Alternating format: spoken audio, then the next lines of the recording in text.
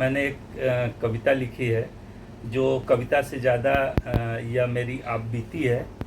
ये उस समय की बात है जब मैंने 2011 में एक परीक्षा दी थी टीईटी की, जो जब मैंने बीएड किया था और टीचर बनने का सपना देखा था।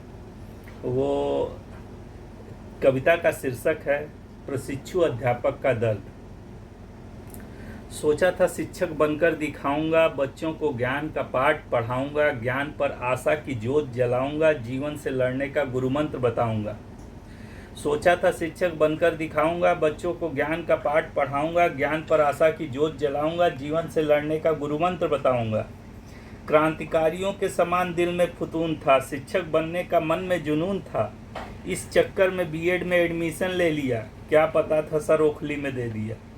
यहीं से समस्या की शुरुआत हो गई, यहीं से समस्या की शुरुआत हो गई। बरसात में दियर की बारात हो गई। स्कूल और प्रशासन ने हमें इस कदर लूटा कि शिक्षक बनने के अलावा कोई रास्ता न छूटा।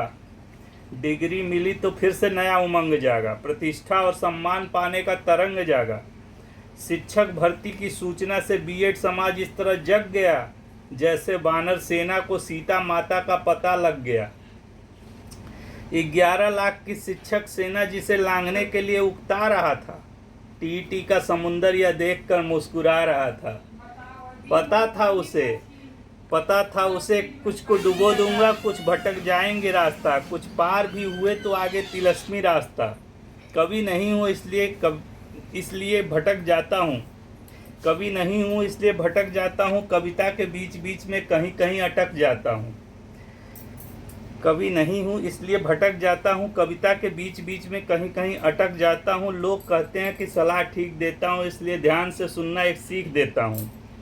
भले खींच कर पत्थर चांद पे फेंको, भले खींच कर पत्थर चांद पे फेंको, भले जाकर हाथ दवानल में सेको, भले जाकर दाऊद को आंखें तरेखो, मगर शिक्षक बनने का सपना न देखो।